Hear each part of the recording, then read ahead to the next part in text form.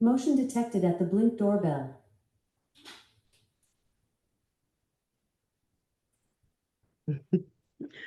Welcome, welcome, welcome. I'm going to hand this over to you, Max Rodriguez, as folks make their way into the room. We see a bunch of folks hopping on. We're so excited to see you here.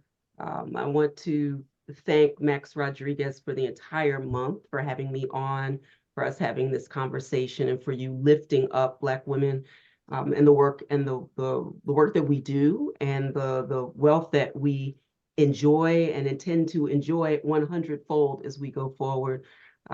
You are such an institution, and so I thank you on behalf of myself. If I don't get a chance to do this at the end, I just wanted to let you know that as we are ushering folks in today. So thank you. You're most welcome, Tonya. You know, my mama always used to tell me that a smart man will get out of the way. So I've taken her at her word for that. You know, women have this innate leadership, this, we call it a sixth sense. I think that's a diminishment of who they are and what they are. They have this innate sense of leadership and direction. And so I've learned a long time ago to work very hard to create the platform. And once I've built it, put the right people on that platform so they can have the conversations that we all need. So here we are. Here we are. Hi, everyone. I'm Max Rodriguez, founder of the Harlem Book Fair. Welcome and thank you for joining us in the second of our virtual author talks. On every Thursday in Women's History Month and throughout the year leading up to the Harlem Book Fair in September, we will host writers and works we believe to be interesting, engaging, informative, and yes, entertaining. Our author talks also offer a glimpse of what awaits you at the Harlem Book Fair in September. We'll announce new authors in our ongoing series as we come closer to those dates. And please hold on to Saturday, September 7th. Join us in New York, in Harlem, for the 26th annual Harlem Book Fair. To be in book heaven.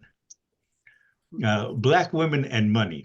Chattel, entrepreneur, money-minded managers. Our guest author today is, who is joined by two other authors, and we'll come to that, is Tonya M. Evans, the author of Digital Money Demystified, Go from Cash and Crypto Safely, Legally, and Confidentially. Professor Dr. Tonya Evans is a preeminent legal scholar and educator, standing at the forefront of digital finance, specializing in blockchain and cryptocurrency law.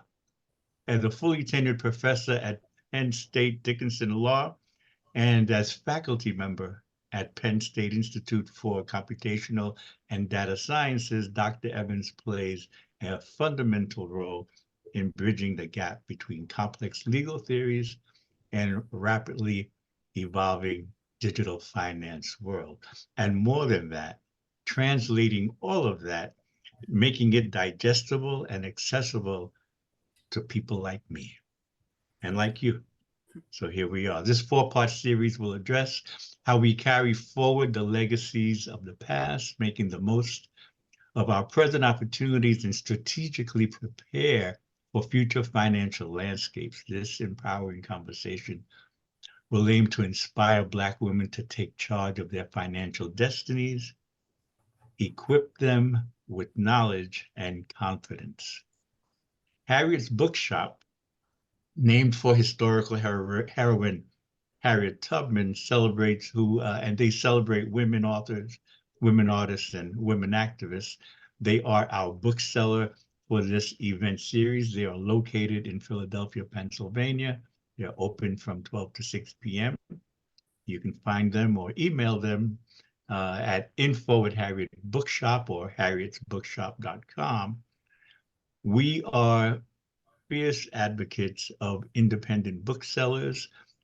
We ask if you have not yet acquired Tonya's book, please purchase it through Harriet's or your local independent Black-owned bookstore. Our evening will look like this. After I introduce our author, she will take the stage and engage tonight's topic, sharing slides, emphasizing key points in her presentation. After her presentation, we will introduce, well, we see here now Lynnette Khalfani, a very noted and eminent money guru, a thought leader in money management. You are familiar with a number of her books. When Tonya comes on, she will tell you more about them. We will be joined later by, I'm sorry, Amin's, Tonya, her Amin's full name again? Oh, Arlan Hamilton. Arlan Hamilton. Right, Arlan Hamilton, who has just come from a very spectacular presentation in LA around money management and being and how to get to your first million. And before we get that, I want to know not about my first million. I want to know, there's this idea called the sandwich generation. I don't know if you've heard the term, right? That those mothers who, for circumstances, are taking care of their children and taking care of their parents as well. What a tremendous financial responsibility. How do you find your way through that? And I'm hoping that in this conversation, we will be able to offer tools that give us some ray of light towards, just finding, right. You know me already. I love theory. I love concept. We can talk those all the time. But when it comes to money, I need to know that I can create it, that I can make it manifest in my life. How do I do that? What I love about this conversation with you, Lynnette and Arlan, is that this is a how-to conversation. It's not a what-if conversation. And I love that. And so so thank you all for joining us today. I've done my part. I've built the stage. And now, Mama, I know you're going to be proud of me. I'm going to let the people take charge. Thank you all. You brought us to the water, but now we must drink. Now we must drink. That's a part of that autonomy and agency that we've been talking about all month, which has been so important. And if you all, whether you're here live or will watch after when we put everything together for replays going forward, we have built upon this theme of Black women in wealth, past, present, and future. And this final conversation with a group of preeminent money movers, makers and movers. When Arlan comes on, she'll talk about being the money. And we have the money coach. But both of them I know, and I share this sentiment, and Max, I know you do as well. We're talking about tools, but we really ultimately are using those tools to build freedom. And we talked about that last week, about different types of freedom. I'm exploring not only the freedom of money, but the freedom of time, which gives me the freedom of options. And we all come at it from a different vantage point. But last week, we certainly talked about digital assets in general, cryptocurrency, Bitcoin in particular. And I wanted to kind of put a fine point on some of the past, present, and future to give actionable steps that you can take to move forward. And so I'm going to share just a few slides with you and then introduce our first speaker, and then we'll have a panel discussion as well. If you have questions, feel free. There's a Q&A feature for the chat. You can also certainly drop where you're from and what you're most looking forward to hearing this evening, because you really drive this journey as well. And as a reminder, as we do for every week, if you have your scan feature, if you came here through me, I want you to make sure you're connecting with Max, and certainly if you came through Max to connect with me, and you'll see more of that information. You're already in our network because you're here. And what I'm going to do is highlight some topics. We won't have time to go through every single thing in the book, but I want to give you some key action items to focus on as we move forward. And also to encourage you, when you have the opportunity to do so, to move through all of the sessions. This is really, this is mission work. This is community building. This is not to be done in isolation, although I do want you to lean into your own autonomy and agency. That's why I believe so strongly in Bitcoin and a few other crypto assets. We'll talk about that. And then I encourage you at the end of this to, if you want to take your learning further and continue the conversation, that the future of the financial landscape, there's a lot of power in autonomy, but our ultimate strength is in community. And you cannot do this alone. And that's why we're here. We want to come with our own professional accolades, and Lynnette and Arlan and I have often talked about the fact that it takes a lifetime to build a reputation and an instant to ruin it. And so we're very cautious and very prudent people, but we found our way through lifelong learning to separate to distinguish between net worth and income, to really understand the importance of having every single traditional investment. I have it, Lynnette has it, Arlan has it, but they are not enough at this point in time. God willing, and the creek don't rise. We're not, passing away and moving on at early stages. My grandmother lived to be 103. She's one of the only people I know that literally she just decided one day she was going to take her last breath. She was in certainly good mental acumen and a reasonable portion of health, as she would say. And so we want to lean into that. And what does the future hold if we continue to trade our time for money for a high income? Given the fact that income is taxed at a higher rate, where will we be? We really want to focus on building and focusing on assets that go out into the world and do not come back void, that they have a return on investment. And all of those traditional things that we talk about are important. Land and buildings, stocks, bonds, love them. Businesses, have one. Actually, I have two. Intellectual property. Lord knows I love that. I'm an intellectual property lawyer and law professor. And cryptocurrencies. I entered the space in 2017. So it's been a long and kind of prudent, plodding way to realize that if I did not focus on what the next opportunity for wealth generation would be, and not just generational wealth, but the generation of wealth and the maintenance of it, and the growth opportunities. And then when I pass on, to be able to pass that legacy on to the next generation so they're not starting over again. And it's still early, and I'll continue to say that, but it's not as early as it was yesterday or a year ago or 5 years ago or 10 years ago. Still less than 6% of the world owns cryptocurrencies. There are thousands of them, and they're not all created the same. And so I want you to have discernment to be able to compare and to contrast, to have the right tools to be able to make good decisions.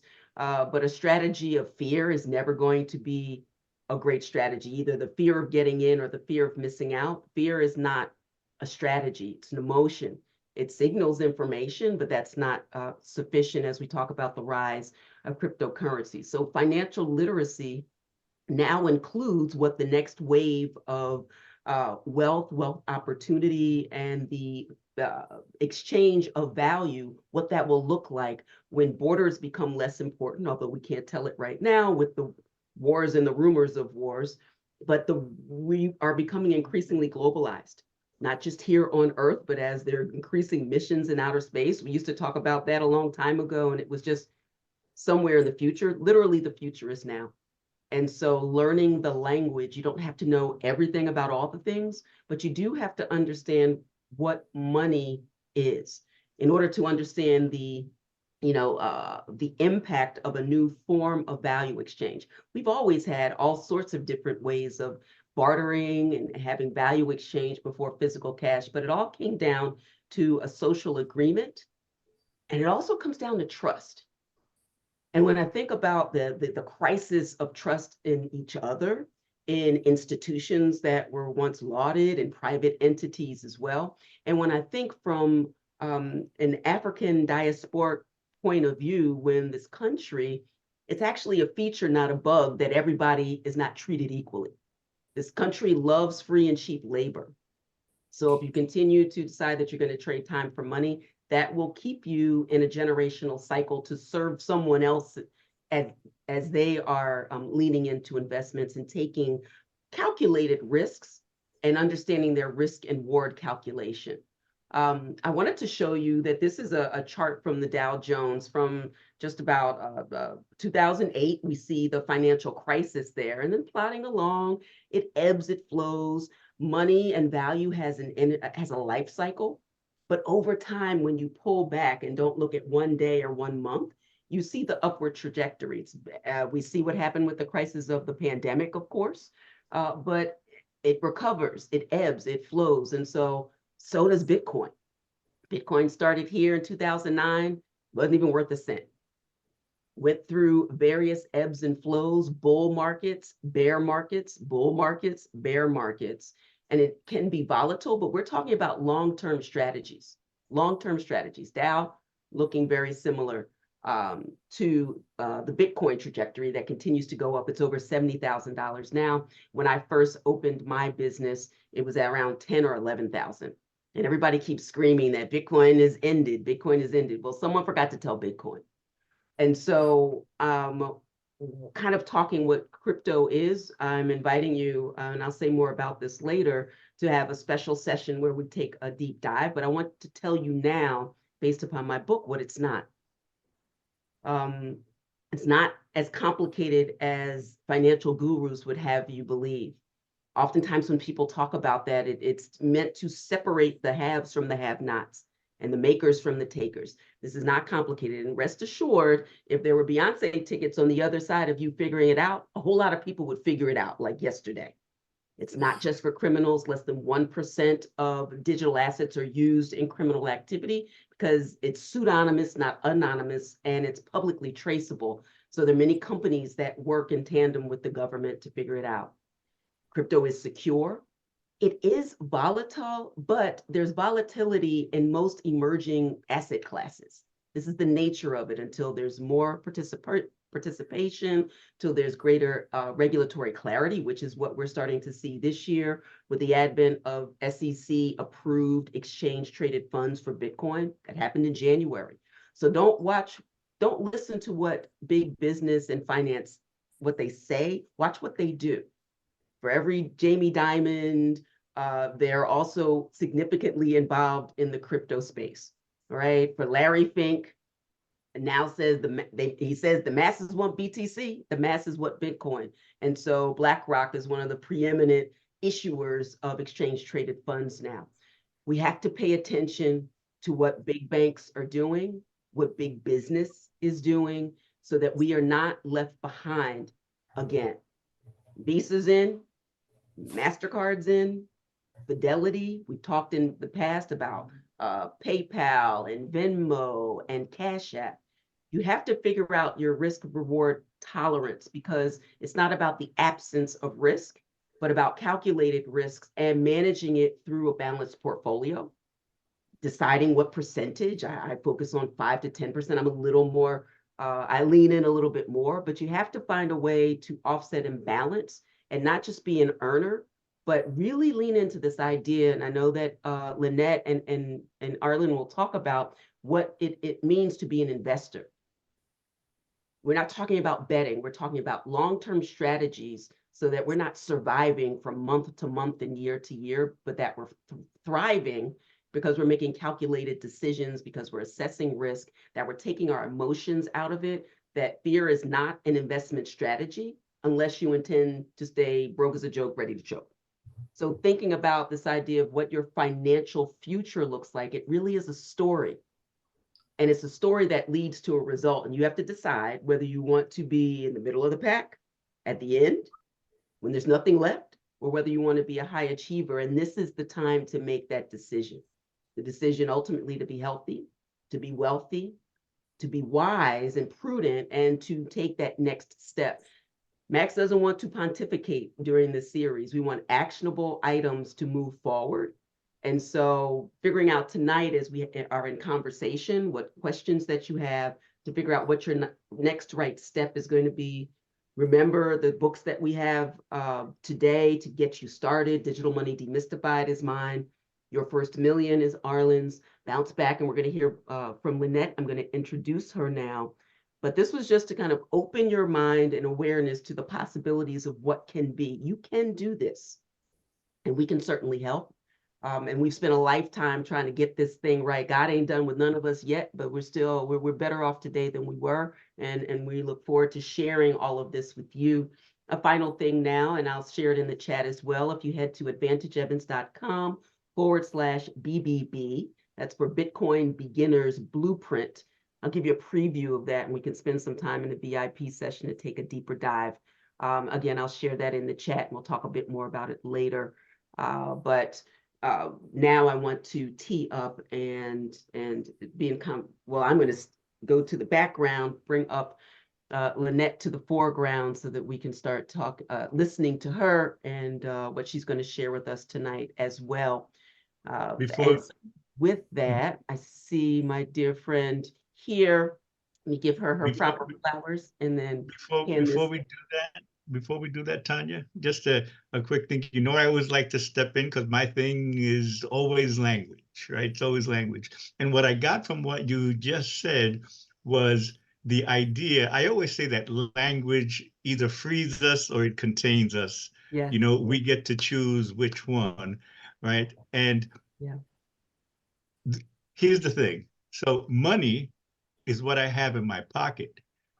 Currency is what I use to expand that money in my pocket, right? The idea that the very nature of the word currency, the movement, like an electrical current, right? So I would like us to consider divesting ourselves of the symbol called money because it's static, and we define it as something that we have in our pocket that we use and is very finite, and begin using the word currency as well to move ourselves into the flow of what money is.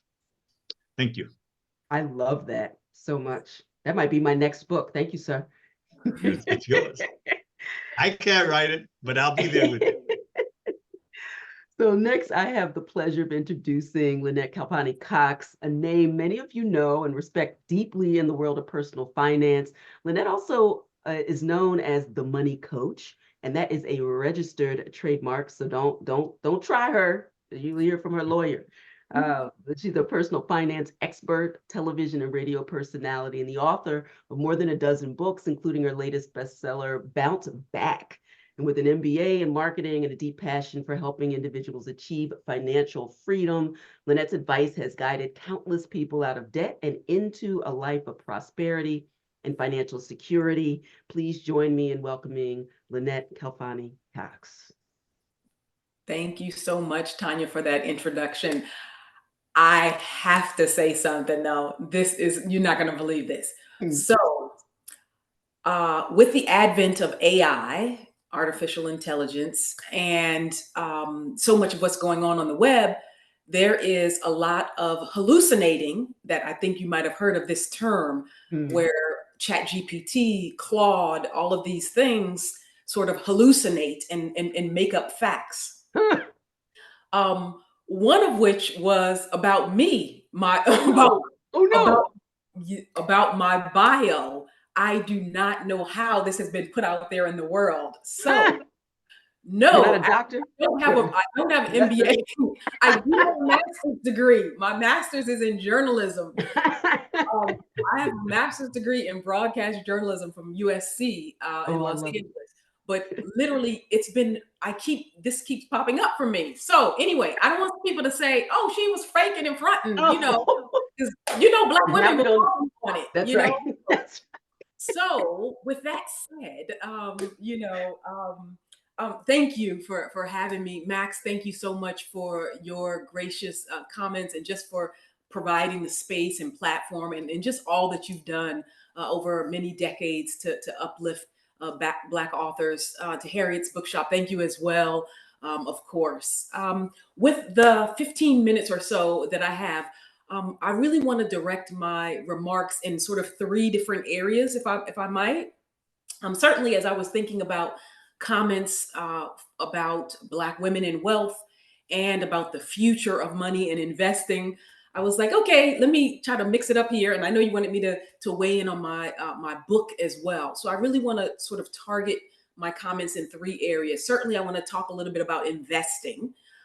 Then, of course, given the topic here in the future of money, I want to talk about digital assets and about this concept of tokenization. Um, and I'll explain to you guys what that is.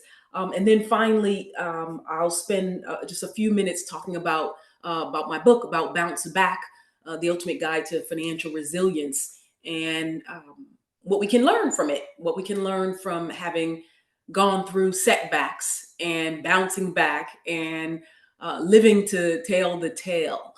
So first, let's just all acknowledge that when it comes to investing, um, Wall Street has not been particularly welcoming for Black women, right? It's not as if you go out and you see, Black people are 13% in this country, but you don't see, 13% of stockbrokers, investment advisors, money managers. You just do not see that, right? This has been a long-standing problem in the financial services industry. It's not just um, something that's specialized to investment firms or to money management firms. But the fact that we don't have Black people in those spaces means that in many times we don't have the same access to information.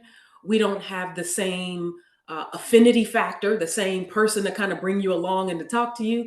There may not be the same cultural competence and the nuances there to be able to explain things in a way that the average sister would get it, that the average Black man would get it, et cetera, right? So, of course, during this time of Women's History Month, I thought, you know what, I'm gonna have to really just make it plain for my sisters. So first, I would be remiss if I didn't acknowledge not only the fact that we are not typically in these spaces, but it doesn't mean we don't belong at the table. It doesn't mean that we can't create our own spaces, and it doesn't mean that we can't teach one another. So, we've heard that expression, each one teach one, right? And Tonya, that's why I'm so heartened and inspired by the work that you do, because I feel like you're, through your academy and through all of your efforts, even if it's one at a time, you're teaching others about digital money. And so Black people, Black women, when it comes to investing, uh, we tend to gravitate towards some types of investments as opposed to others. Real estate, we totally get it. And we are into real estate, for example, when it comes to investing. I myself invest a lot in real estate. I own 8 properties, so I get that. You were saying, of course, that we own a multitude of assets, right? And that's the case for me. I own individual stocks. I own mutual funds. I own some ETFs. I own cryptocurrencies, etc., right? However, if we don't, as a people, and certainly I'm putting Black women in that role that Max mentioned in terms of leadership. Not that we're not, side by side with our brothers and our spouses, people who have a spouse like I have my husband, my partner, Earl Cox.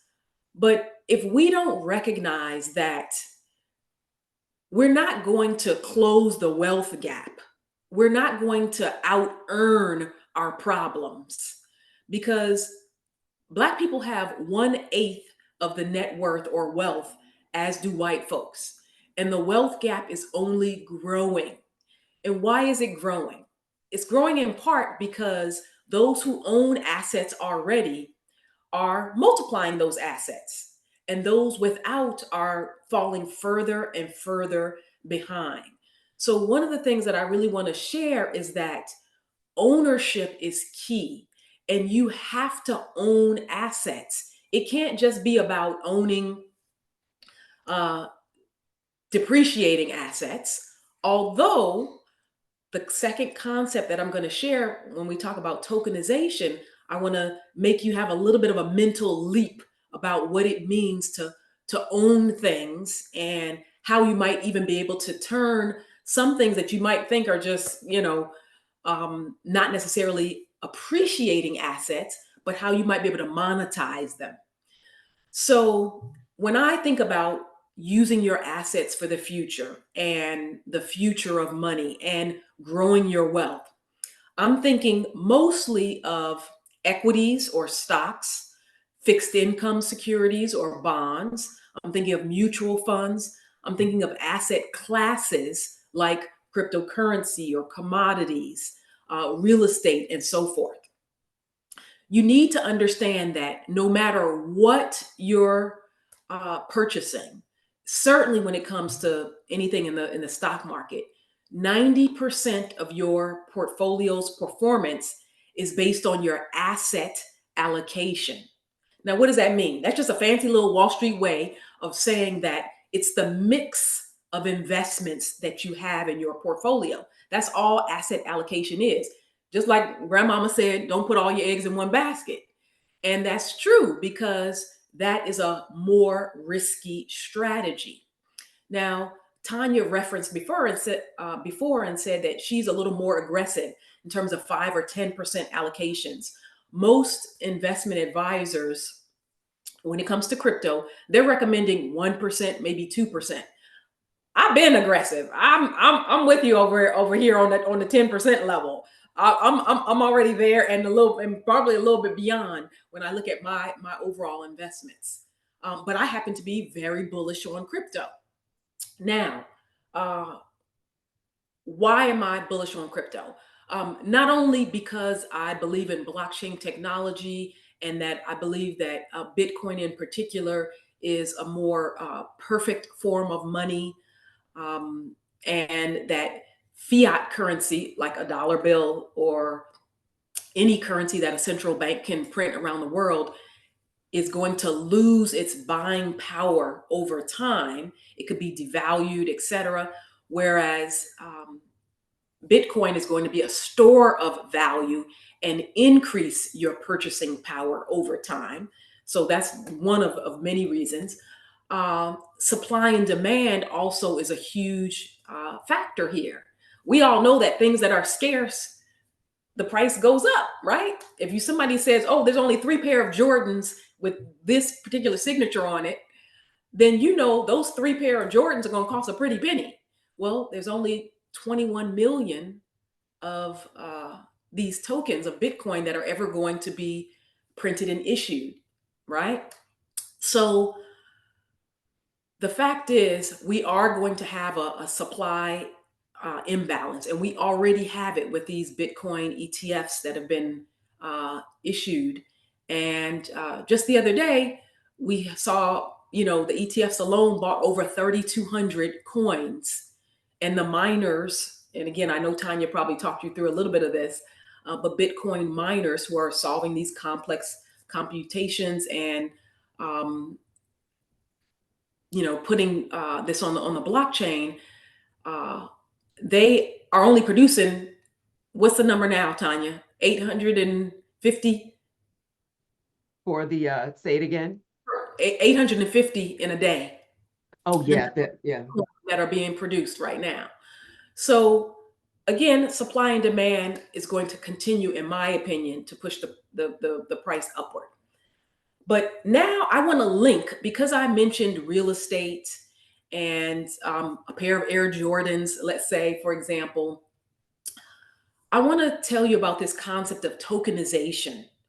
And I want to encourage you to read up a lot more on tokenized assets and on real world assets and how they're linked via cryptocurrency. So you understand what real world assets are, right? If you have a house, or if you see a commercial building, a real estate building, that's something physical or tangible you can touch, right? Cars, it's a physical thing, something that can be touched, right? But there's also real world assets in the form of intellectual property, as Tonya was referencing. think about the singer or the songwriter, somebody who has created content and who can license and or sell the rights to those songs, those poems, that music, and so forth, right? So those are real world assets, commodities, gold, diamonds, fur coats, take your pick. Well, now along comes this concept of tokenization. And what does a tokenized fund, again, Tonya referenced Larry Fink, BlackRock's head, and he was talking about, oh, we didn't anticipate all this demand for Bitcoin. Well, they also just launched a tokenized fund. And I want Black women to pay attention to this because this is the future of money. So when you have an asset that is tokenized, basically it means that you're able to sort of link the physical real world asset to a digital one through the blockchain. So somebody is able to not only trade, to partition off, to sell, or to create liquidity for an asset that otherwise you wouldn't have been able to sell. Take my house, for example. Okay. Let's assume my house, I have a fabulous house. Okay. My house is not $1 million, but for the sake of this argument, I'm going to say that it is. Okay. My house is probably about 750, but let's just say my house is $1 million. Okay. So let's assume my house was $1 million. Now, if I want to get some cash out of my house, how can I get cash out of my house? There's really only two ways right now, for the most part, to get cash out of my house. I can sell my house and then I get the equity. So whatever my mortgage balance is, let's say my mortgage is 200,000. Oh, but my house is worth $1 million. If I have a, let's say, $250,000 mortgage, I have $750,000 in equity. Again, after my selling costs, I paid a commission to the realtor, although that's declining now because of a recent ruling. But I might walk away with $750,000, the equity in my house. So one way I can cash out is to sell my house. The second way I can access that equity is by getting a home equity line of credit. I can get a loan against the equity or the value in my house. But okay, what if I don't want to take a loan? And what if I don't want to sell? Is there any way for me to kind of cash in and tap into the value of my home? Well, increasingly there is. And this is what tokenization is about.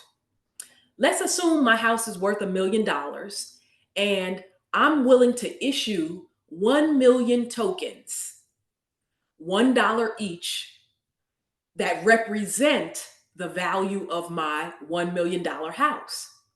Now, again, an exchange, a platform could come along and say, oh, hey, you can get on Zillow, you can get on realtor.com, you can see the value of Lynnette's house. You can see this house is worth $1 million. You want to buy an interest in this house? This is what's going on right now with tokenization. People are going to be able to sell, trade, tap into, create cash and liquidity for assets that they own through the digital space, through currency markets, through the cryptocurrency markets in particular, via the blockchain. So I don't know if that was I hope that was. I love it. Yeah, I love it. And I didn't even expect the conversation around tokenization. And your point is so well made because this is happening in real time. Yes. I think, and, you know, so what you're saying is that we have to impress upon you. And I see Arlan has entered, and I'm so excited to have you. Just getting settled in. So I'll introduce her for this final point. I'm so glad that you mentioned this because literally this hit the news today, which means people have been working on it for a decade. And then a couple of weeks ago, we talked about the fact, and Arlan knows better than all, by the time we hear about something in the news, or by the time a company goes public, folks have folks have been investing for a decade, right? There are people who at various stages who have made their money, they're making their exits, and we're happy to get something on the public market. People have made $1 gazillion already. So we have to pay attention. So I'll take, kind of 90 seconds here and kind of wrap. Just, I'll give me 30 seconds to put a bow around this, and 60 seconds talk about bounce back. So here's the bottom line about, tokenization and real world assets, etc. In the future, everything that's a physical asset will be able to be tokenized. Everything. So your car, your clothes, your property, your diamonds that you might own, your jewelry, whatever.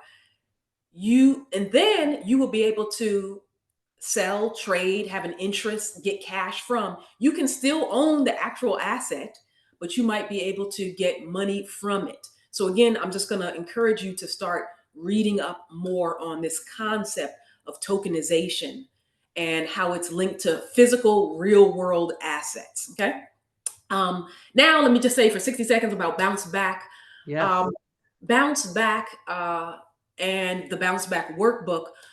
This is the 16th book that I've written, and I was so happy to write this book at this time because I know the last couple of years have been rough for a lot of folks. So bounce back is really about how do you recover or come back from setbacks and adversity. And I don't know about you, but I know a lot of Black women, we've been through our fair share. And so I talk about the 10 most common setbacks: downsizing, divorce, downsizing from a job, divorce, death of a loved one, disability, disease, damaged credit, debt, natural disasters, dollar deficits, meaning I have no cash flow and I'm broke, and discrimination. Any one of these 10 challenges can hurt you, not only financially, but emotionally. So in Bounce Back, I share strategies for how you can recover, thrive, and live your best life, basically, even amid these kinds of struggles. And I'm so happy to say that, I personally have been through 9 of the 10 dreaded Ds, but have overcome them. You're happy to? I'm living proof, Hey, Arlan. Hey, Arlan, and one quick question, please. Hold on one second, Max. Hold on one second, Max. And we'll have, because Arlan has to hop at the top of the hour, and you and all 3 of us will still be on after that. So I don't want to lose her in the spirit of engagement. She's got a few things going on, and I'll be seeing you soon in LA. We're going to talk about those things. But bounce back is really, really important. So after the top of the hour, if you could share a couple of those to give people a better idea of what's going on in bounce back, I think that'll be awesome. And we'll go into the Q&A. Well, let's hear what's going on in your first million, your next million, 10 million. I don't know. There's a lot of stuff going on. One thing I forgot to mention is that the 2 amazing people that you see before you graced me with their intellect and wisdom and guidance for my own book. So they are forward authors for Digital Money Demystified. So definitely a shout out. I think many of you already know, whether you're watching live or you'll watch later, Arlan Hamilton of Backstage Capital. And I'm going to let her tell her. Nobody tells it like she does, but what you are doing, Arlan, I just need to give you your flowers now. You're making such an extraordinary difference, and Lynnette as well, in the lives of people. And you all are moving in the world, and people come up to you all the time.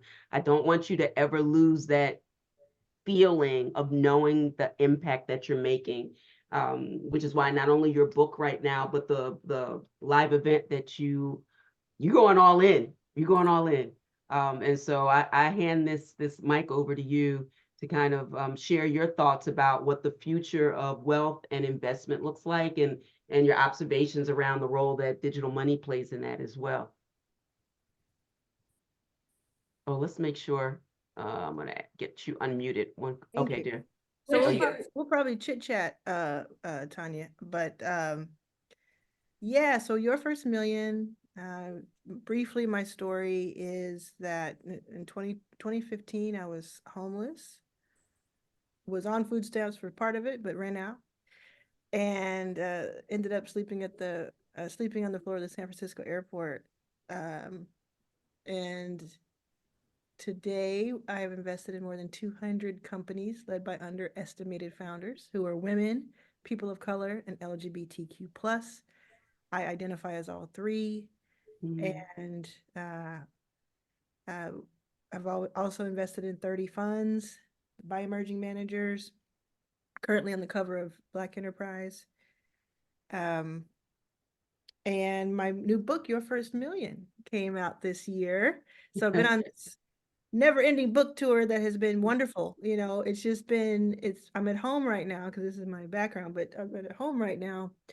And I can see from my home office desk, I can see downtown, and I can see the building that we will be in for Your First Million Live. And Tonya is speaking on the main stage at Your First Million Live during our Academy in Real Life, Arlan's Academy in Real Life session. So I want to know if you're ready for that, Tonya. Are you ready for that stage? Listen, I stay ready, so I don't have to I get know ready. you do. Stop it. I know You you stop do. it. Well, it's where the Emmys are held, so I'm getting ready. I know that's right. So I got my Benny's fit, I got my slides, I have my Love it. intention focused. I want to leave people Yes. better than I found them, for sure. What will you be talking about? I know I So named the talk I love this. around I what I love love. it. Speaking of, I didn't even know that you I had know. bounced back. Yes. Yes, I You said see how that came? the Bitcoin bounce back is what I named. Yes. Yeah. I love this title so much. I had a lot of fun with it, and even coming up with an acronym to match bounce, because starting from Bitcoin basics all the way down to how entrepreneurs can move to kind of leverage. So I have something for BOUNC. Love it. Yeah, you're gonna keep it under wraps because you got to be in the building. Tight, But very I tight. can't wait. I cannot wait. I'm going to be there watching every single speaker because I can't wait to learn from it. You know, it's really that it's a classroom. Yes. And it's wonderful. And so yeah, the work that I've done, I had a lot of different kind of lives, you know, a lot of different things, but I was not in the tech world at all. From the outside, where I was in Texas, I could peer in and see that there was something really interesting happening.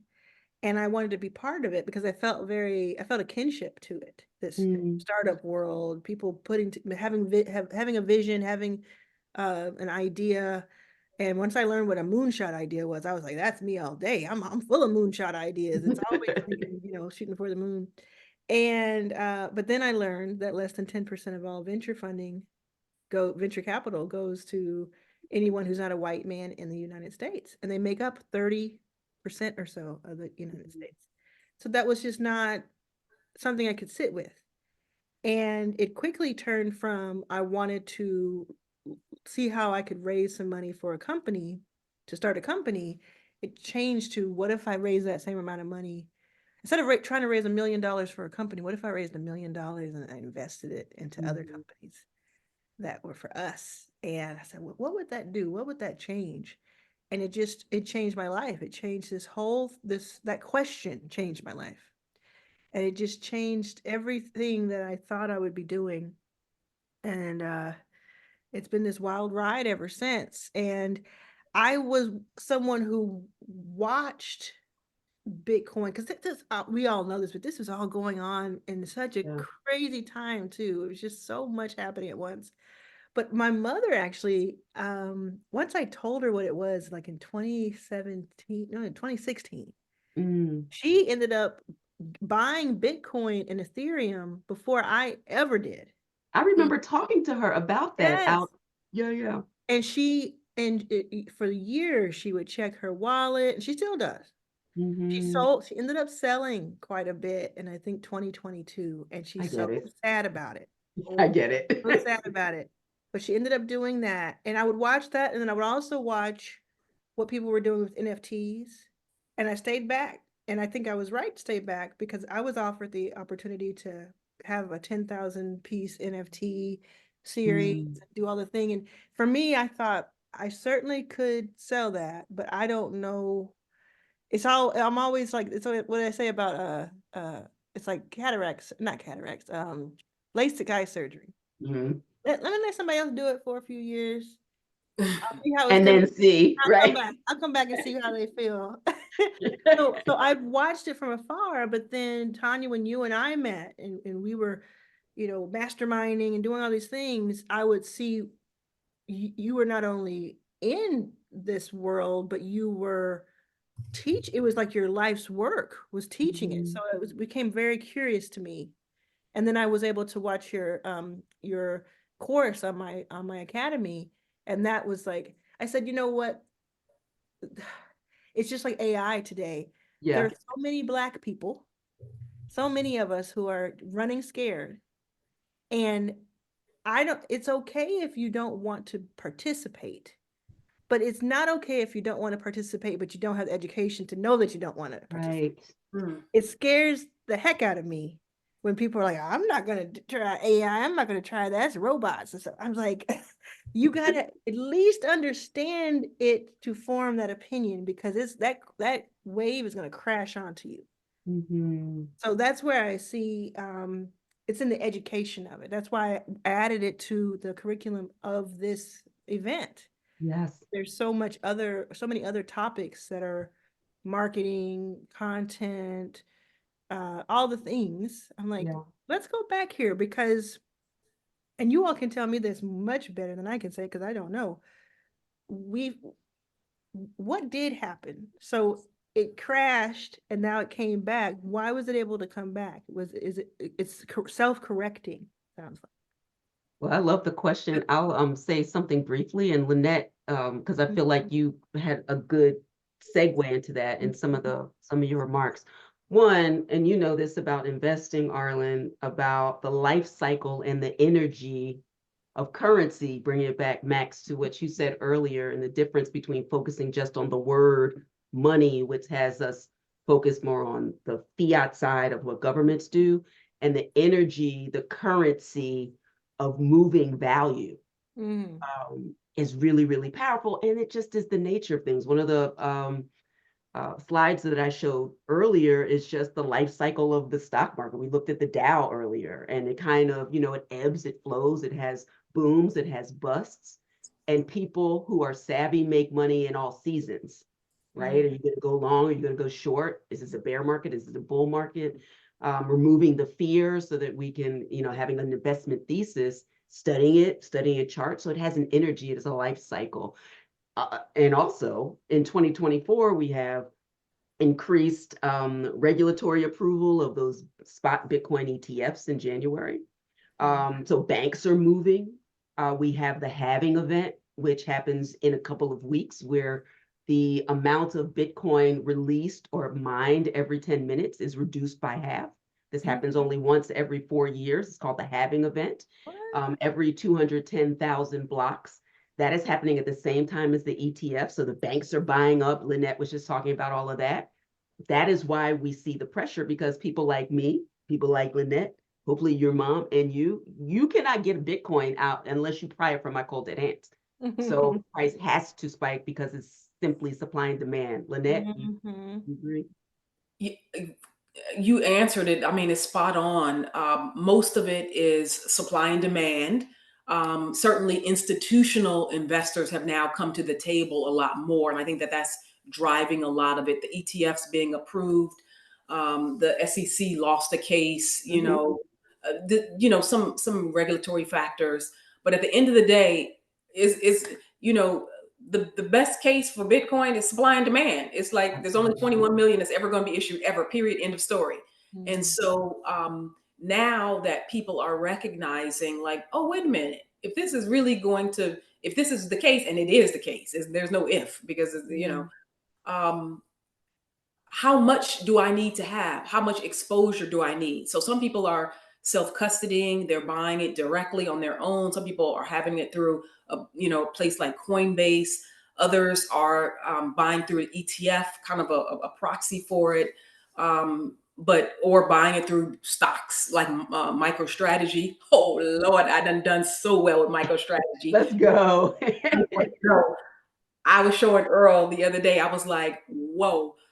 I had Yeah, to write it out. I'm not gonna even lie, because I had to write it out. But yeah, I've more than doubled my money on MicroStrategy. But in any case, there's all those reasons. Again, personally, this is not investment advice. It's just my own, research. We absolutely go through cycles, and I think that 2024 and 2025 are going to be boom years for Bitcoin, in particular. And I think after that, it's going to crash again. It is a volatile asset class because it's emerging, it's new, and so you're going to get these spikes. And I look at it as an opportunity to dollar cost average. Like, you should just, if you believe in it, you just want to buy on those dips, and dollar cost averaging just means I'm buying a little bit, whatever it is. You can buy stocks, mutual funds, you can dollar cost average. It just means I'm going to be consistent. I'm going to stick to it. If I can do $100 a month, $500 a month, whatever, you're going to stick to that month after month, no matter what the market does. And then the idea is that over time, you'll buy whatever it is you're buying at a lower price point on average by doing that strategy. So, but yeah, that Bitcoin bounce back has been real. Yeah. Yeah. And speaking of that, Tonya, do we have something for people, right? Or should we? Yeah, we got a little something. So people have a couple Not of Bitcoin. tickets. Huh? Bitcoin. Oh no. Do you know I did that for like the first 6 months when I had people come into Advantage Evans Academy, and I would send them like maybe $5 worth. Yeah. I see my mom who's on here. Yeah. She's made not insignificant amount of money just for the little bits, because she would come to every single class. So we ain't doing that anymore. But yes, I have 2 Catalyst tickets that I want to give away. And it obviously you have to get yourself to LA. And so I'm trying to figure out the best way to actually do this, but I have them. I want to do it. If you have any suggestions, I'm happy. Yeah, my suggestion is you're going to send out an email, right, to everybody who registered so they can watch the replay. And please send it to me so that I can send it to my mother, because I know she'll want to watch the information. So what you could do is, when you send that out, let everybody know, like, this is the event. I'm choosing 2 people randomly. If you reply, you get into the drawing, and then you let me know how many people said yes to that. And only reply if you can make it, because you don't want to take away from somebody who could really make it. Excellent. Right. So, and then you let me know how many people said yes to that, and we'll talk. You heard that right. I don't know exactly what she's saying, but she's saying something. So that's right. That's exactly what we're going to say. Max, before we lose Arlan, I know you have 10,000 questions. She got time for 3 minutes worth of them. So go. It's time to. So Arlan, congratulations and thank you for all the work that you do. I want to roll back to our opening question, that sandwich generation. How do we take care of those of us who are taking care of our kids and through circumstances also have to take care of our parents, all in the same household? What a tremendous responsibility, what a tremendous weight. What can you offer as a first step, right? A journey of 1,000 miles begins with the first step. What might be the first step for those of us who find ourselves in this circumstance? How do we provide for ourselves and their future? How do we begin? And if this question is for me, I hate to tell you, that's all you. I really don't know. I'm that person. Really. So I spend a lot of time with tech entrepreneurs, of course, but I also spend a lot of time with entrepreneurs who maybe don't even consider themselves entrepreneurs or didn't before, and they are coming mostly from corporate, or they're doctors or lawyers, and they are either staying in their positions because they've gotten themselves very far and they have that kind of, they want to be there, or they're leaving and they want to know what the next chapter is. And they would be in this kind of age range, and we have these conversations. And what's so wonderful, and I think everyone here on this panel has already done this, but I think anyone watching, there is that step from taking your expertise, having your expertise in your lane, in your industry, and turning that into an online presence, a brand, something that you can monetize, whether it be through courses or consulting, but not necessarily, old school consulting, more like the masterminds that I've done, because I didn't think that I would be doing those things. I have memberships and I have events and I have inner circle and all the things now. And that is what I personally use. I don't have children, but I definitely have family members, and who I take care of 4 households, including my own. So I feel that, that way. And I don't, it's not coming from salary. It's not coming from even investments, because that's a long play. It's coming from monetizing, studying and learning how to monetize. That's why I say your first million. So if anybody here wants to go to my LinkedIn, Arlan Hamilton, Arlan Hamilton, my LinkedIn, go to my profile. You should see under my name and picture, you should see a link that says 3 free months of a masterclass. And in that masterclass, and it's $30 a month, but you get 3 free months. In that masterclass, I teach you how to go from 0 to 1,000, 1,000 to 10,000, 10,000 to 100,000, and so on and so forth. And it has applied for many people. Now you can imagine with this book being out, there are people who give me feedback, and I've already had the feedback that some people have made their first million through the book. So I recommend the book and I recommend the masterclass. And my mission to help create and catalyze 1,000 new millionaires is because of this. Is because we are in this place where so many entrepreneurs think someone's coming to save them. I've thought that multiple times. It's not true. And the wisdom, insights, leverage, network that we all know compounds, but takes a while to get there, takes decades to get there. Don't be the person who gets there and then loses all the leverage, right? You have so much. 12 months from now, you'll have so much more. So what I mean by that is, if somebody's been if someone is 45 plus, 50 plus, 60 plus, they have built up so much leverage here. And they can turn that into something. And every month and every 12 months, that leverage gets bigger and bigger and weightier and weightier. And you can use that then to turn around, and essentially we're going to have to replace many educational institutions, because it's not the same as it was 20 years ago. Not everybody's going to college. Not everybody's doing that route. And where do they go? Please don't let them go to the shysters. Don't let them. So if you say, well, why me? Why would someone want to learn from me? I need you to be the ones who are teaching, because there's so many scams out there. That's why I love Tonya's course on Bitcoin, on blockchain, on the Academy, because it was a legitimate, reputable source when in a sea of scam. Literally just today, Sam Bankman-Fried got sentenced to 25 years in federal prison. The guy who was the founder of FTX, because he built, investors out of billions and billions of dollars. He had to give up 11 billion. And so, yeah, there's a lot of the I'm not saying there's a lot of scam only in crypto, but I'm saying that was kind of an early on case, and he was a blatant case that needed to it was the proof was just irrefutable. Yeah. But you know what? I want to note something that because this is Women's History Month, and because this is about Black women and money, you know, there is such a thing called affinity fraud.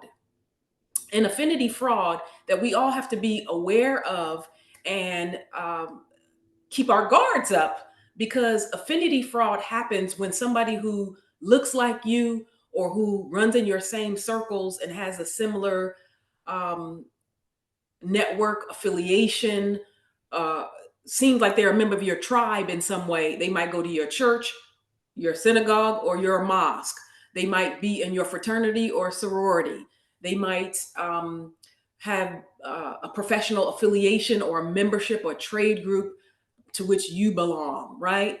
They might just be your same gender. Oh, this woman wouldn't do, you know, they might have your same racial or ethnic background. So affinity fraud happens when people take advantage of others who are like them in a space where they can gain trust and confidence, right? That's why they call it a con man, because they're a confidence man. They're gaining your confidence. So, you know, you still have to be smart. You still have to, you know, check people out, and you have to, you know, I'm real happy to say, check my record. I got a 20 plus year industry, you know, track record. Nobody's ever accused me of anything that's, you know, like, oh, she's scamming people. No. Mhm. And it's And now in because, this point in time, especially with social media, it'd be real. We talked about it takes a lifetime to oh, build and it and an that- instant to break it. Arlan, thank you so much. We're going to continue our conversation here. I appreciate you. I will see you Arlan, I soon. know you have to go. One quick thing. She's got to go. She's got to go. You said one thing. You said, why me? And what your answer was, because I need you to be, right? I need you to be the one to do that.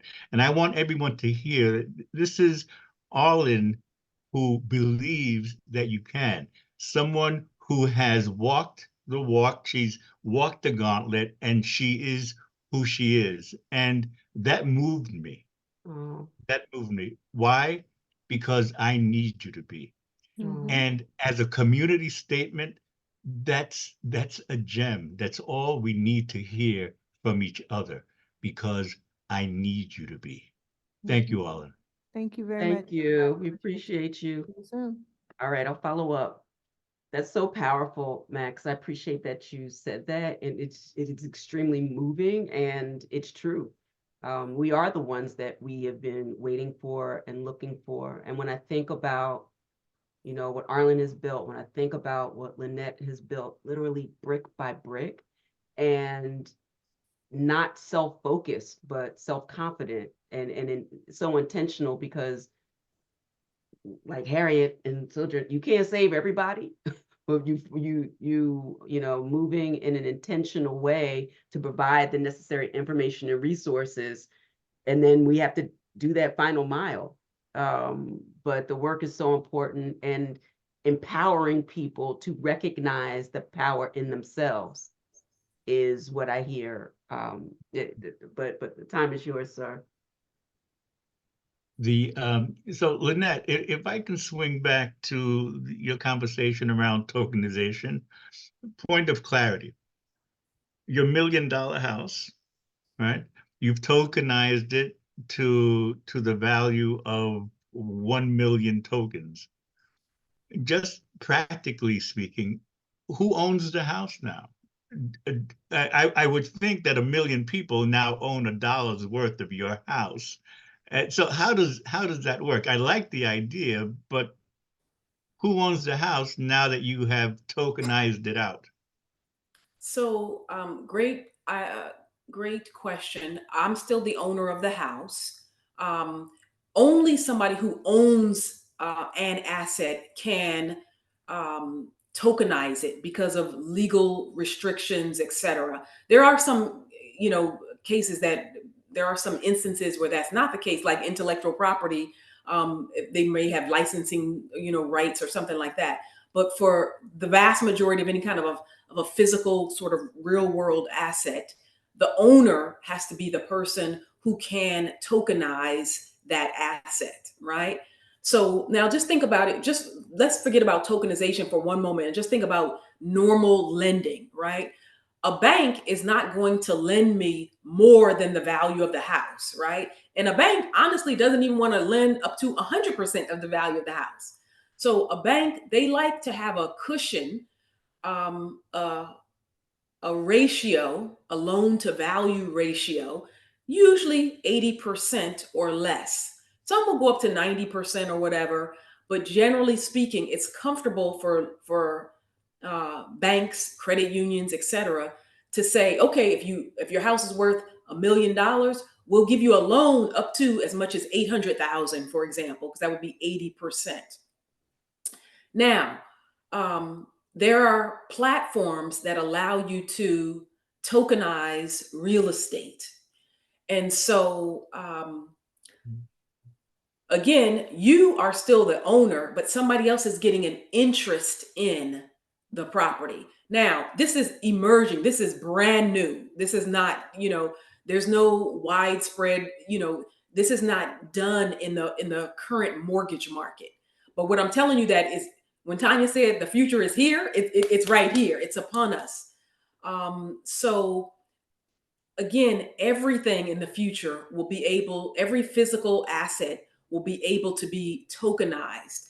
And if you just think about it, that's like what Bitcoin is as well, in terms of you might not have $70,000 to drop on one single coin, but you can buy fractional parts of it. You might have 7,000. And so at the current levels, you can get 10% of it. You can get 1/10 of a coin.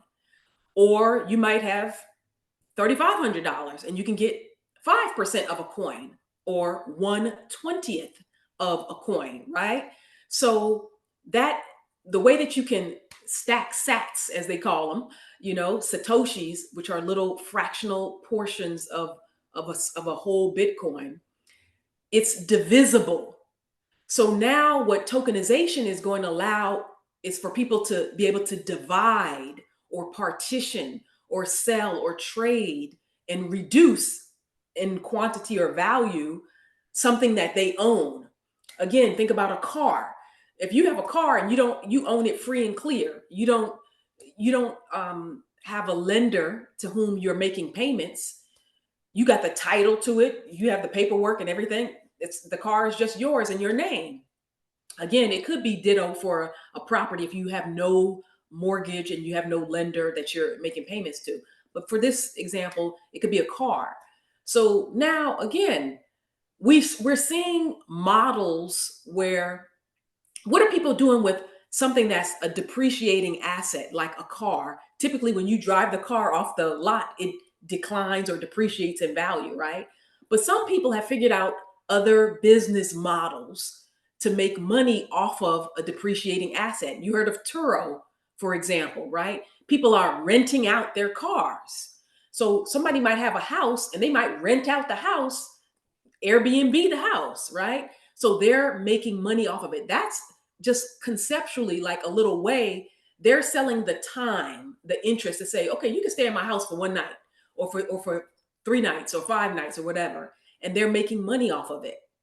So again, in the future, people will be able to say, I own this, whatever this is, a car, a house, some asset. It may be intellectual property, it could be commodities, etc. And they'll be able to sell that, trade that, and to do so in sort of fractional parts of it, but still retain the underlying asset. And when you say the kind of the trading in a secondary market, it opens up and expands liquidity. We move beyond borders. It also reduces the risk, the counterparty risk, exponentially, because, and Max, think of and for our listeners and viewers that will hear this afterwards as well, the idea of tokenization means that they're actually using non-fungible tokens in many respects to have a unique identifier to a specific type of physical world or real world asset. We roughly analogize it sometimes to, in the analog world, you have a deed and you have the home. The deed is not the home. but that is my ability to exercise ownership and control over it. It's my ability to seek a loan and write those things down. And that's also my ability to say that I am the owner of it and to cash in terms of insurance as well, to lend and but it opens up markets in a way with liquidity because a house is a physical structure in a particular place. The laws that are governing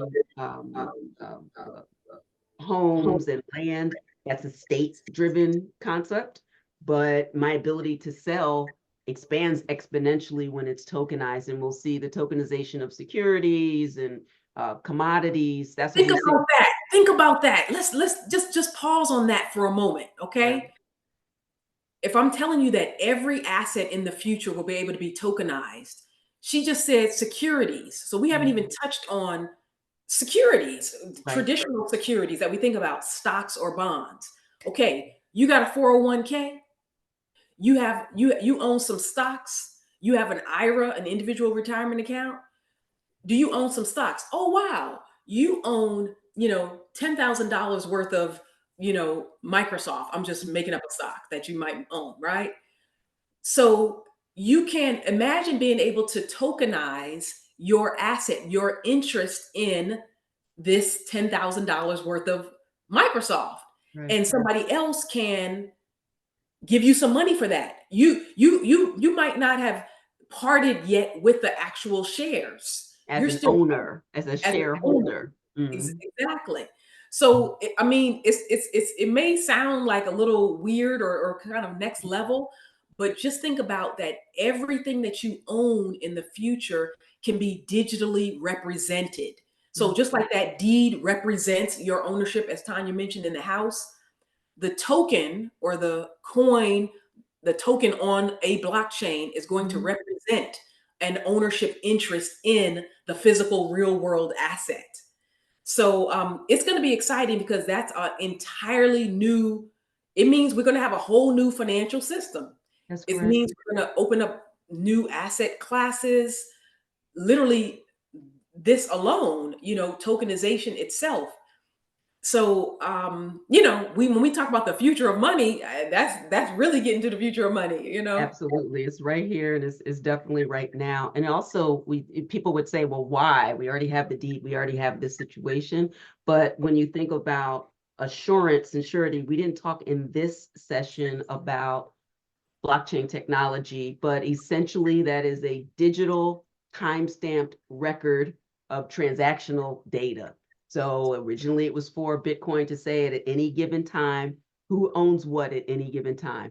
But taking that same concept to supply chain we talked about as well, right? Having nothing to do with physical money or digitized money, but a time-stamped record of getting, romaine lettuce from point A to point Z, or, the provenance of wine or of diamonds, that you want a digital time-stamped representation, and also the fractionalization of interest, because generally speaking with stocks, unless you're dealing with mutual funds, it's all or nothing, right? It's all or nothing. You mentioned that you literally can buy $1 worth of Bitcoin.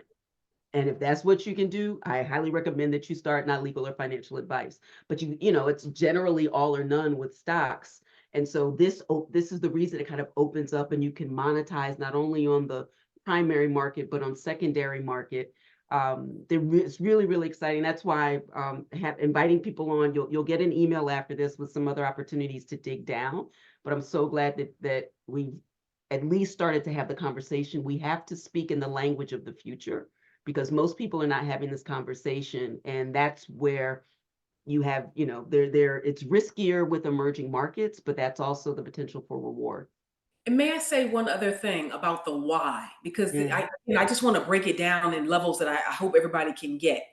So I'm just going back to the house because that's just the easiest physical real world asset that everybody can get, right? So I already told you that if you want to cash out, typically for your house, you have to sell the house to get your equity out, or maybe you take a loan against it. You get a home equity line of credit, right? But now there's a way to uh, increasingly, it's an emerging way to do this through tokenization, right? To be able to tap into the value of the house. Now, what's the why? Like Tonya said, why would you do this? Mm. Well, you might do this because for any other reason that you want to tap into the value of your house, right?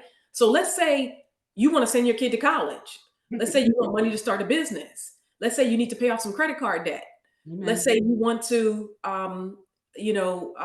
start a venture that is a foundation or a nonprofit, and you need some money to start it.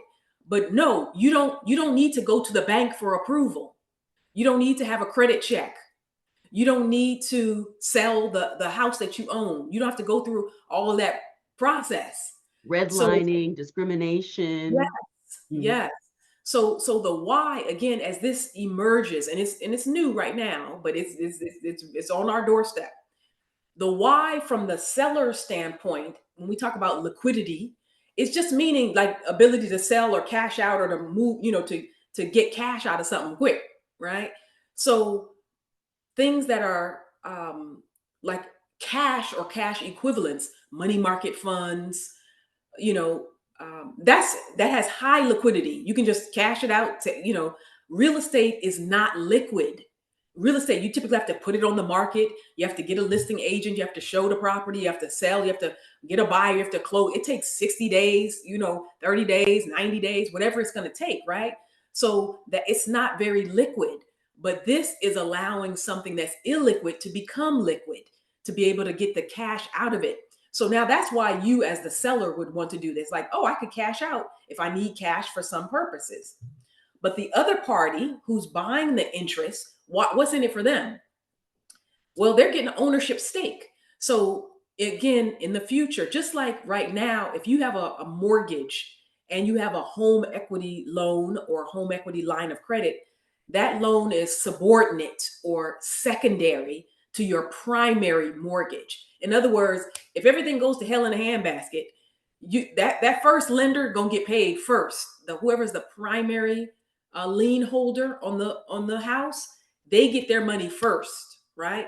If you declare bankruptcy, if you walk away and just, if the house has to be sold because they seize the house in foreclosure, that primary lender gets paid first, and then the HELOC company gets paid second.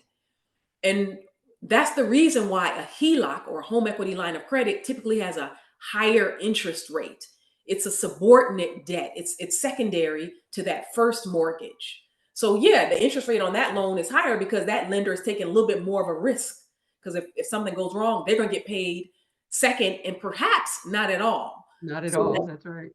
so now when you have a tokenized asset, right, that's based on a real world asset, those people are going to have a little share, a little bit of an interest in the house, the property, whatever it is that you've tokenized.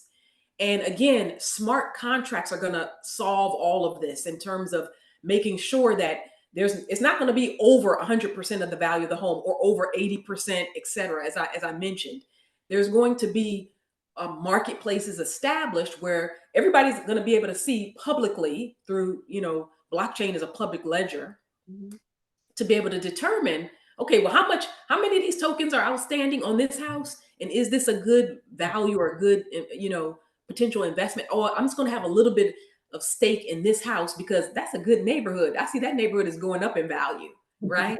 So again, there's reasons, Max, you were asking about the kind of the why behind it. And I just wanted to really touch and to nail, hit the point on that.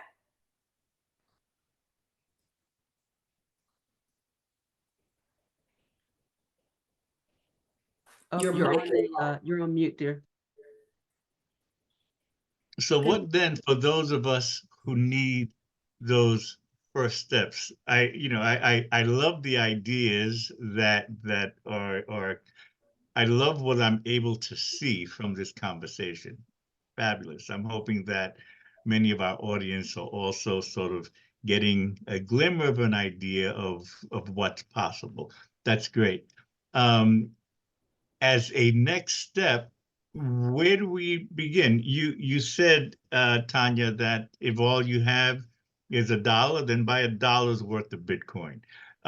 So what's the real life application to that? Where do I go? Who do I talk to? Who can I trust?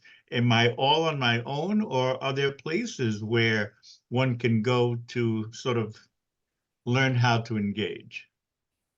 Well, I mean, the first thing that I want people to do is definitely, I'm doing a special preview just for our audience, for everyone who has signed up to take the next step. It's impossible in the time that we have to really get clarity. This is a lifelong learning process. And I will say that I've learned more about legacy or traditional finance.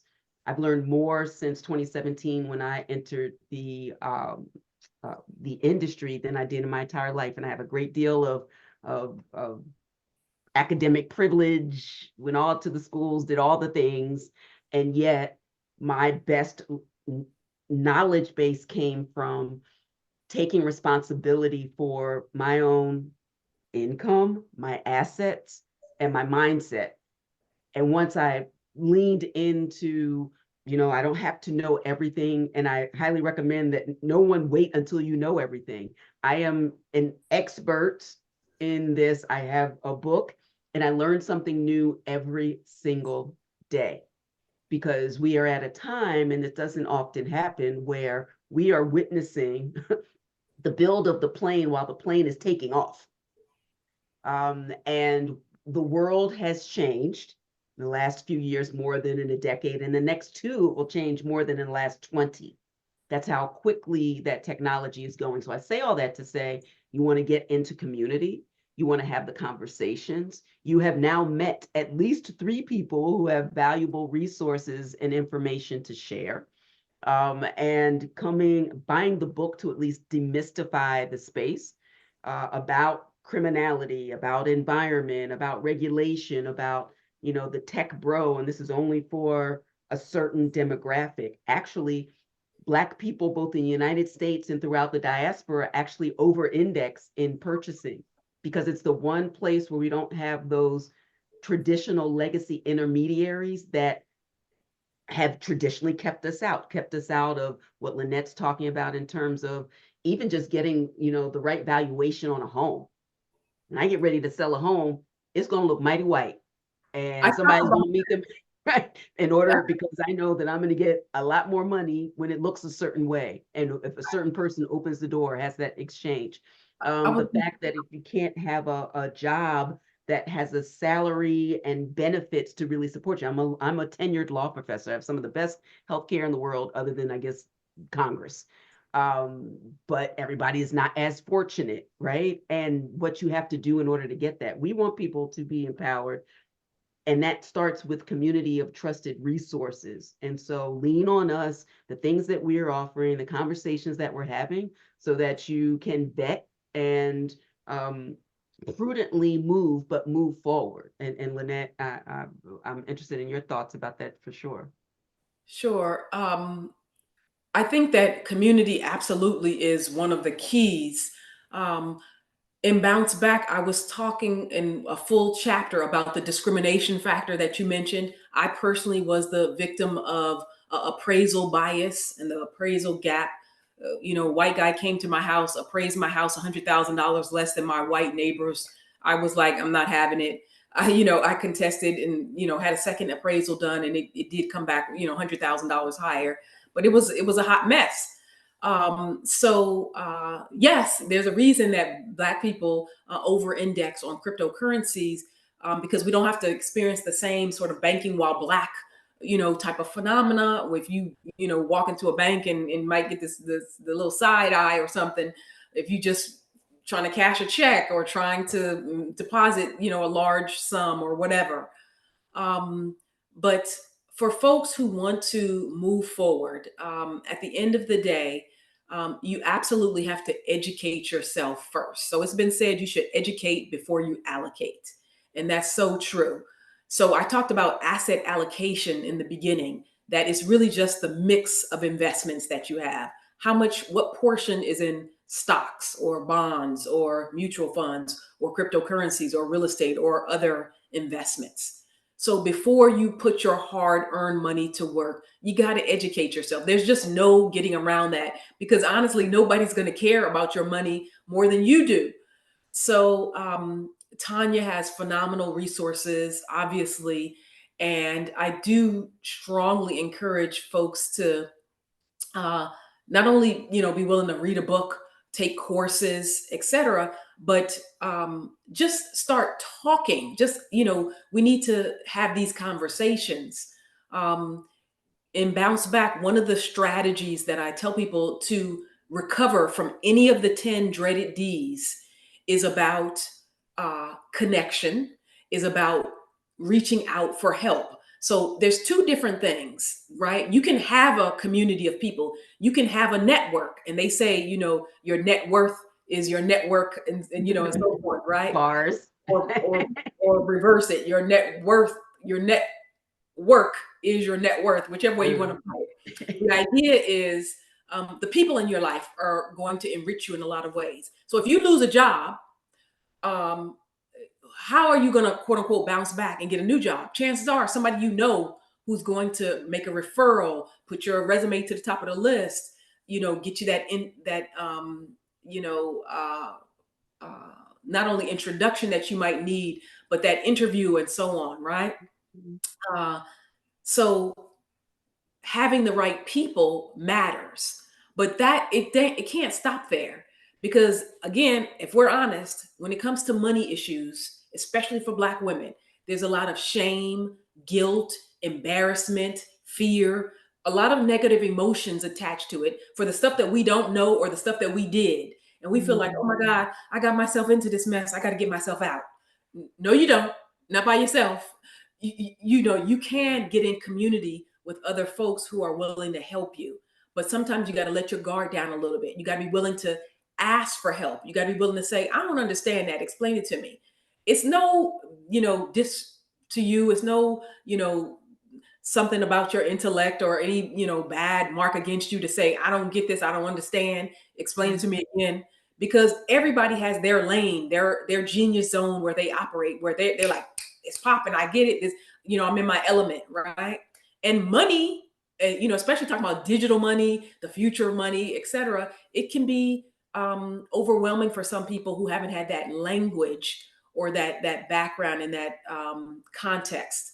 So not only having the connections, but then reaching out and asking for help too. Absolutely. Thank you. We are closing in our time. Tonya, would you like to, you have some closing remarks that you'd like to share? Or? Well, I'm so happy that you all have been on this month-long journey with us, and we're really only just beginning. And hopefully we've given you the resources and the connection and the community that you can lean into and rely on as you start to learn so that you can earn. And it's not an either or, but a both and proposition. We have all started somewhere. We started where you are in this moment. I want you to trust yourself. I want you to trust your intuition. I want you to trust that when you get new information, you make a new decision. And we're at an inflection point, and we have options and we have opportunities. The world, this country there's a lot going on. And so it's even more important that you lean into community, that you shore up your own house, and so that you have options moving forward. We're talking about cryptocurrency. We're talking about investments. These are tools as a means toward unlocking freedom. The American dream, the human dream is not about a home and apple pie. It's freedom. And we need to be invested and about the business of creating that for ourselves. We are the ones that we've been waiting for. And so I'm so grateful to be in this point in time to help you, to help yourselves. And I thank Lynnette, I thank Arlan, I thank you, Max, for the opportunity to engage in this dialogue and this community building for this entire month. And the work continues. Yes, all right, thank you so much. Again, thank you all for joining us. Thank you for joining us on these Harlem Book Fair Author Talks. I'm Max Rodriguez. Please visit the harlembookfair.com for our April conversations. What is April? Is it Black History? Is it Black Music Month? Is it Poetry Month? What does anyone know? Financial What? literacy month, that's for sure. There you go. Okay, I guess we should do something, huh? Right. Okay, but we're going to continue our conversation. I'm looking forward uh, to continue pressing down on this idea of creativity. So what I heard from our conversations over the last 4 weeks is that we have to be willing to be creative, even in those spaces where we feel confined or are fearful of. So just tap into our creativity, right? And we know this is part of our gift. We are a creative people, right? So let's embrace it and explore it in every place. And even if we don't see it, it doesn't mean we don't have it. It just means it's hidden. We don't see it. It doesn't mean we don't have it. It's there. So as Lynnette said, be willing to explore, be not afraid, right? Choose to acknowledge the fear and then move through it, right? So thank you for joining us. We'll see you at the Harlem Book Fair. We continue, as I like to say, they thought to bury us. They did not know we are seeds. Thank you so much. We'll see you soon. Thank you, Lynn. Thank you, Tonya. We'll check in. I love you both. You're amazing people. You're amazing women. We are proud of you. We love you. Thank you for who you are and what you do. And that Earl Cox, what a lucky guy he is. Oh, I stay feel like well. I'm the one who lucked out, but yes, Okay. I both got lucky, All Thank right. you. Stay well, everyone. All right. Bye-bye. Take care.